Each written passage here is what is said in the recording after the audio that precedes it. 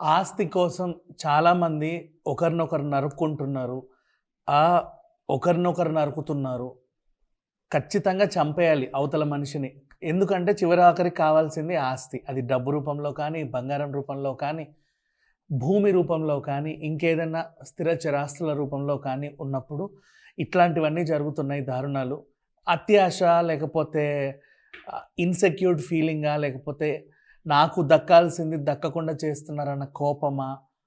ఇవేవీ తెలియట్లేదు కానీ రీసెంట్‌లీ నిన్న మహబూబ్ నగర్ జిల్లాలో గార్ల మండలం సీతంపేట గ్రామ పంచాయతీ దగ్గరలో మంగళితండ అనే ఒక చిన్న ఏరియాలో రమేష్ ధరావత్, రాజేష్ ధరావత్ అనే ఇద్దరు అన్నతమ్ములు ఇద్దరికీ పెళ్ళిళ్ళయ్యాయి. 15 ఏళ్ల క్రితం వీళ్ళ అన్నకేంటంటే పెళ్ళయింది. రీసెంట్‌లీ వాళ్ళ ఆవిడ అతన్నొదిలేసి వెళ్ళిపోయింది. విడాకులు జరిగాయి. సో, ఆహ్, అన్న భార్య లేకుండా ఉంటున్నాడు. తమ్ముడు విత్ భార్య బానే ఉంటున్నారు. అనుకోకుండా ఈ అన్నకొక సంబంధం కలిసొచ్చింది. భద్రాద్రి కొత్తగూడెం దగ్గర జూలూరుపాడు ఏరియాకి దగ్గరలో ఉన్న బేతాళంపాడు దగ్గర కౌసల్య, రామ్‌దాస్ అనే దంపతులకి అంజలి అనే ఒక కుమార్తె ఉంటే, ఆవిడ కొంచెం లేట్ మ్యారేజ్. ఇతనికిచ్చి పెళ్లి చేశారు. అయితే మళ్ళీ ఒకవేళ విడాకులైనా, ఇంకేమన్నయినా ఈ అమ్మాయి పరిస్థితి ఏంటి అని అందరూ పెద్దలు మాట్లాడుకున్న టైంలో వీళ్ళేం చేశారు అంటే, సెక్యూర్డ్‌గా అమ్మాయి ఎట్లా కట్నం తెచ్చింది ఎంతో కొంత అంటే వాళ్ళ పరిధి మేరకు. అమ్మాయికి కూడా సెక్యూరిటీ మీరు సడెన్‌గా వదిలేస్తే ఈవిడ పరిస్థితి ఏంటి అని పెద్దలు మాట్లాడినప్పుడు ఒక అంగీకారం జరిగింది.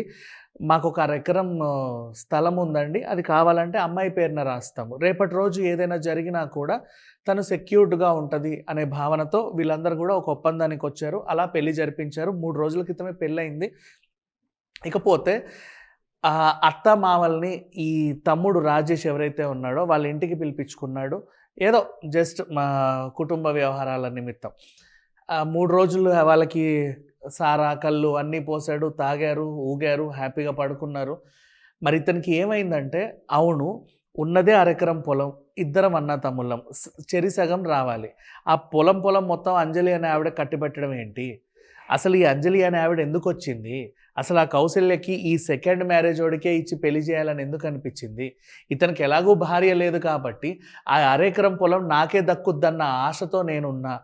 సడెన్‌గా కనీసం సగం సగం కూడా కాకుండా పూర్తి స్థలం అన్న పేరు మీద, అన్న భార్య పేరు మీద రాయడంతో ఇతనికి ఎందుకో కొంచెం ఇన్‌సెక్యూర్డ్ ఫీలింగ్ వచ్చింది. మైండ్‌లో ఇంకా ఎలాంటి పురుగు చేరిందో మనకు తెలీదు. రాత్రిపూట వీళ్ళు పడుకున్న తర్వాత అత్త కౌసల్య అండ్ రామ్‌దాస్ ఇద్దరు పడుకున్న తర్వాత మామకి కరెంట్ షాక్ పెట్టాడు. అతను అపస్మారక స్థితిలోకి వెళ్ళిపోయాడు అప్పుడే. ఏమనుకున్నాడు చనిపోయాడేమో అనుకోని తర్వాత అత్తకి కరెంట్ షాక్ పెట్టాడు. ఆవిడ గలగల గలగల కొట్టుకుంటూ ఆవిడ కూడా చనిపోయింది.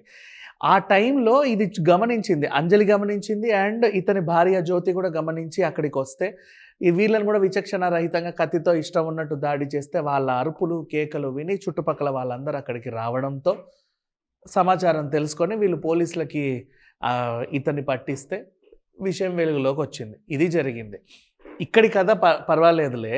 ఇది రీసెంట్‌లీ జరిగింది కాబట్టి మనం మాట్లాడుకుంటున్నాం. బట్ చాలా చోట్ల కొంతమంది ఏంటంటే అన్నదమ్ములు గానీ, అక్క చెల్లెలు కానీ ఎవరైనా ఉన్నప్పుడు ఫస్ట్ వీళ్ళిద్దరికీ సరిపడా ఇల్లో, లేకపోతే ఆస్తో, లేకపోతే చిన్న ఫ్లాటో, లేకపోతే ఎక్కడైనా అగ్రికల్చరల్ ల్యాండో రాసిస్తారు. తర్వాత వీళ్ళిద్దరు పంచుకోవాలి. యాక్చువల్‌గా చెప్పాలి అంటే ఒక అండర్‌స్టాండింగ్ ఉండాలి మనకు కూడా. లేదు అనుకున్న అండర్‌స్టాండింగ్ లేదు అన్నా కూడా ముందే దాన్ని 2 ముక్కలు చేసి ఎవరిది వాళ్ళ పేరు మీద రాయించుకుంటే ఒకవేళ ఇప్పుడు సడెన్‌గా ఇతనికి రెండో పెళ్లి జరిగింది. ఇతనికి చెందిన ఆ ముక్క ఎంతైతే ఉందో అరెకరంలో ఇంకో పావెకరం. ఆ పావెకరమే అంజలి పేరు మీద ఉండేది. వీళ్ళు సంతోషంగా ఉండేవాళ్ళు, వాళ్ళు సంతోషంగా ఉండేవాళ్ళు. కాకపోతే ఇక్కడ ఎక్కడ వచ్చిందంటే అన్నకి ఎలాగో విడాకులు అయ్యాయి కదా! కొన్ని రోజులు సైలెంట్‌గా ఉంటే ఈ అరెకరం నాకే వస్తదన్న అత్యాశతో తను కూరుకుపోయి అది ఆలస్యం చేసేసరికి అనుకోకుండా ఇతను పెళ్లి చేసుకొని అన్‌ఎక్స్‌పెక్టెడ్ పరిణామాల వల్ల ఆ ల్యాండ్ ఆ అమ్మాయికి వెళ్ళడంతో ఇక్కడ జరిగిన సిట్యుయేషన్ ఇది.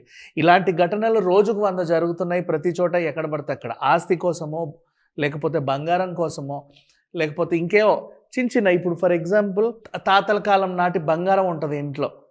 100% చెప్పాలంటే ప్రతి ఇంట్లో కూడా బంగారం అమ్మాయికే ఇస్తారు. కాకపోతే ఏంటంటే ఈ మధ్య కాలంలో బంగారం రేటు పెరిగిపోయేసరికి ఇంట్లో ఎంత బంగారం ఉంది?